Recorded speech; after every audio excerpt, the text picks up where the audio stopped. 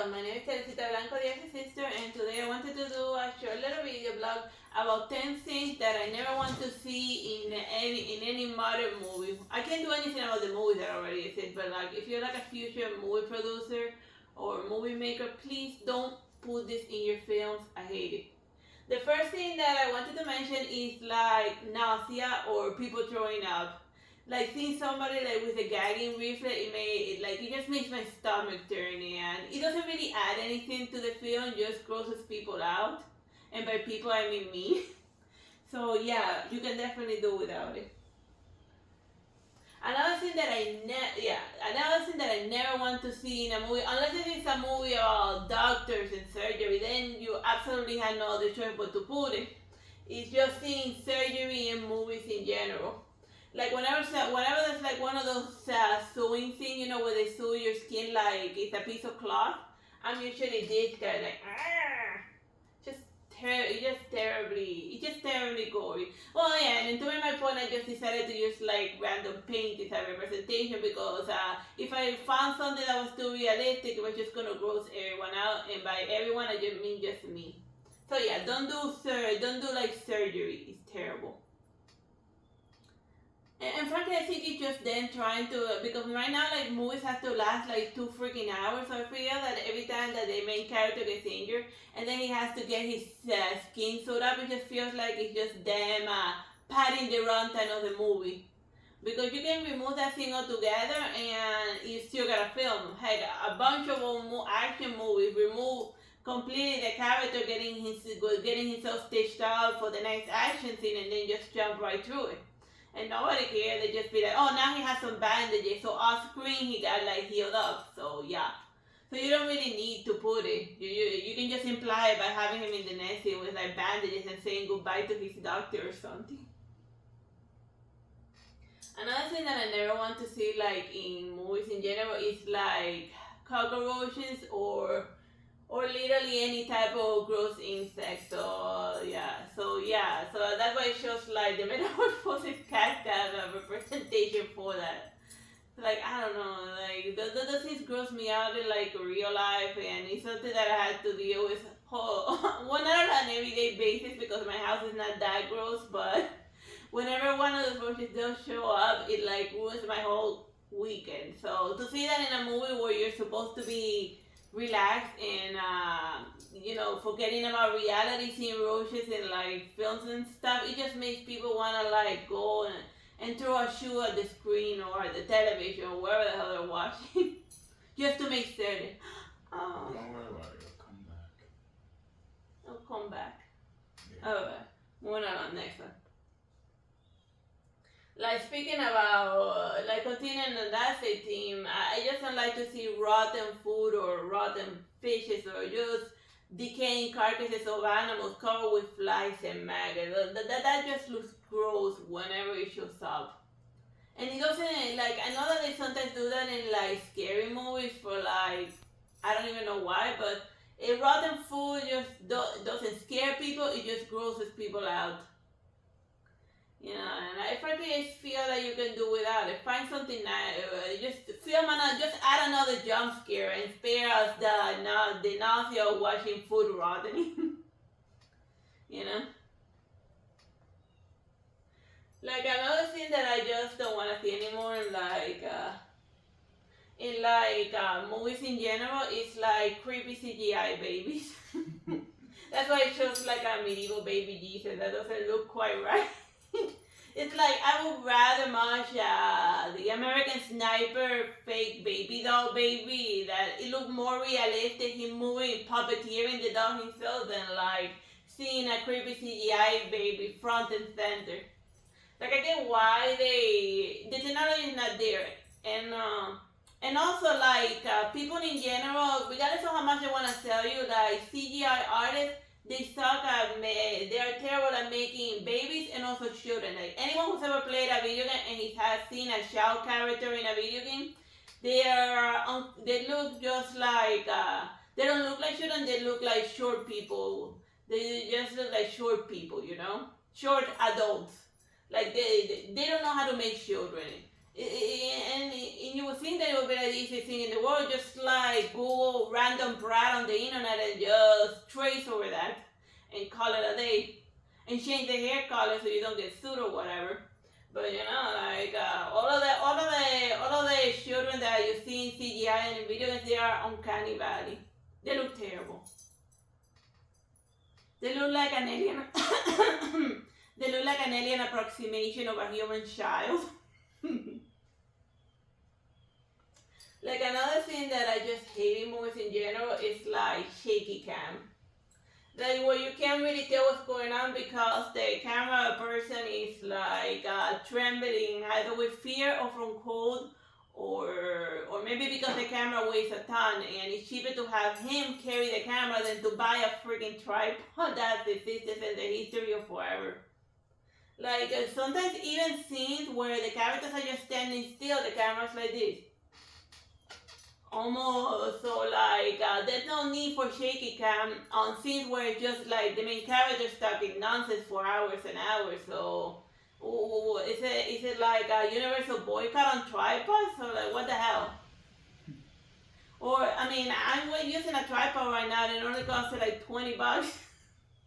I bet you can afford $20 just to like have a talking scene where the camera's standing still. I mean just saying. Like another thing that I never want, I don't mind kissing in movies, but like if you look at the original painting, you know what else is going on under that.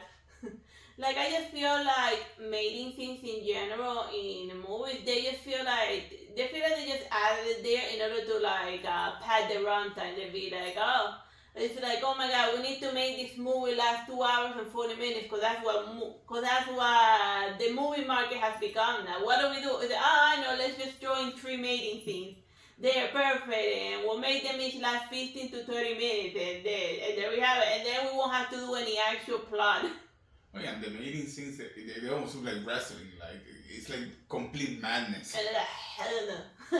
And then trying to bite each other's face. I mean, it just looks like a parody also of intimacy. I mean, if that's how you made, then I feel sorry for whoever's fortunate enough to end up in the same bedroom with you. But like, seriously, dude, like, who made that career? And then it just creates stupid expectation for idiotic teens that they see those many things in movies and they think that that's how love making is like that. No. If you're doing it like that, you're doing it wrong. It's better to go in with like a blank slate or monkey following your instinct style than for you to like try to mimic the stupid things you see in movies and the other types of movies you see online. But yeah, that's just me. In general, don't do many things in movies. You just need to be past the runtime and it bores me. Ah.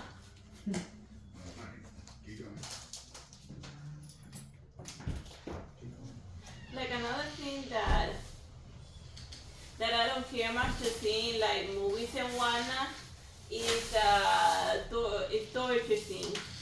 Like they just feel like they're on the same level as mating scene, just something to needlessly pad the runtime. Like I remember that infamous James Bond torture scene where they just like split his nuts in half using a rope, and then he's like, and then they'd be like, oh my god. They did torture much better and more classy by fusing it with the music montage of the Die Another Day. Like over there they made the torture scene classy and cute, but most of and artistic even like just watch a James Bond movie. But then you go from that fancy artistic torture scene where they just yada over for 3 minutes to the nut scene in like that James Bond movie, and you be like, it just looks stupid. It is like a torture that like a 5-year-old would do to another 5-year-old or something, or like in the worst kindergarten in the history of kindergarten. You just say like a nut hit. Like seriously. And removing the nails and all that, that's a cliche. Or like the Liam Neeson electrocution thing. Well, that one was kind of like That one kind of worked because it didn't last 8 freaking hours, but I remember that this whole movie was just this guy's torture with this one poor bastard to try to get information out of him, and then I'd be like, oh, God, that is so annoying. And it's bad for the children. See, look at this kid watching the torture scene. Even in the painting, he looks traumatized. And this sadistic old man, who brings a child to watch a torture scene? What is sadistic, psychotic old man? Like, seriously. I have more questions about this painting than anything. And if you wonder, it's just like Jesus getting tortured, like the Passion of the Christ. He brought his child to watch the Passion of the Christ. Yeah. That's gonna make him more religious. Watching like the Lord and Savior get like tortured to death in a very bloody, graphic, gratuitous fashion. It just feels like torture porn. You know, even if it's under even if it's made for religious purposes and whatnot, it's just why even doing that? Like, what's important? Whatever. I'm getting off track. I just don't like to see people getting tortured in movies. Even if I know it's fake, it's just the fact that it looks real, or for all we know, they're actually whipping the poor actor to make they seem more realistic. for all we know, some actor did get tortured for real. Whatever. Don't do it. It grosses me out. And it's just needlessly padding the runtime. Oh yeah. Another thing that I just hate in movies in general is when the character, or even in TV shows, is when the character starts going on a long exposition rant. And sometimes they last multiple episodes. So then like, whatchamacallit, like the best, most recent example that I have of that is the Terminator, the Netflix one that they made, the cartoony one, where the guy spent like 3 freaking hours talking with his stupid artificial intelligence, deciding whether humans deserve to live or not. And my answer to both of them. And my answer to that question is simple: who died and made you the decider? Like anyone who's like trying to decide whether humans should live or die has no right to decide other people's fate.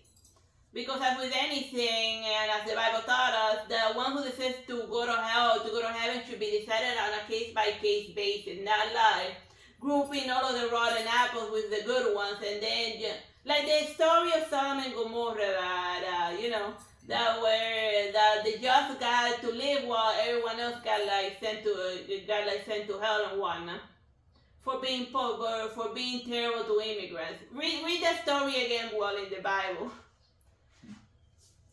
Like God was angry at them, it says it verbatim, because they were terrible to travelers. Very terrible.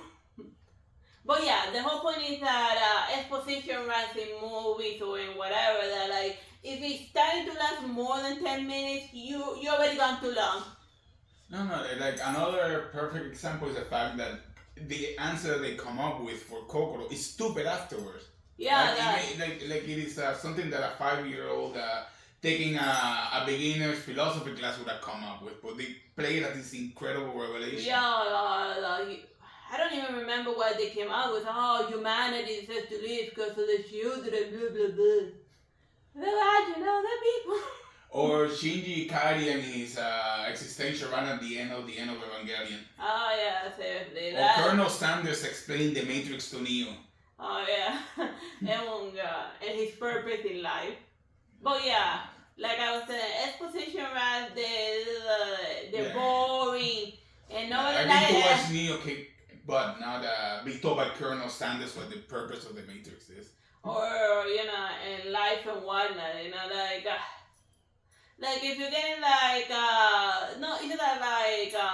it's always like somebody that's very powerful and that's rich and that's a lot of money and that has completely disconnected with reality, and like normal humans, the one that is always given the task of deciding when humans deserve to live or die. And that guy, whoever that is, doesn't have the right to judge who deserves to live and die, because he hasn't been among regular humans for ages.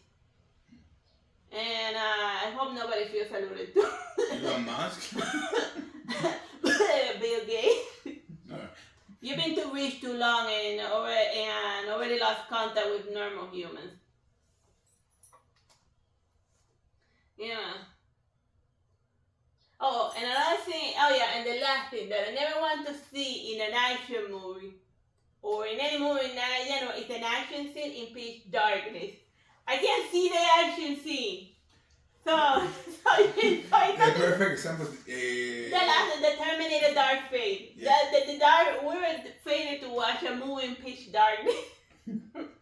Like you can't even tell who's in the scene. Yeah, and which robot is winning, which one it doesn't, because they're both wearing like black outfits in the pitch darkness. The final fight is in a pitch dark void. And the airplane scene. Oh yeah. I couldn't see I couldn't see anything, and there were that was the point where the movie turned into a radio talk show because all you were hearing is special effects, people screaming like freaking lunatic. The Terminator is coming, he's over there, and I'm just like squinting my eyes, being like, "Where the hell is it?" So yeah, if you're gonna do an action scene in pitch darkness, don't even bother.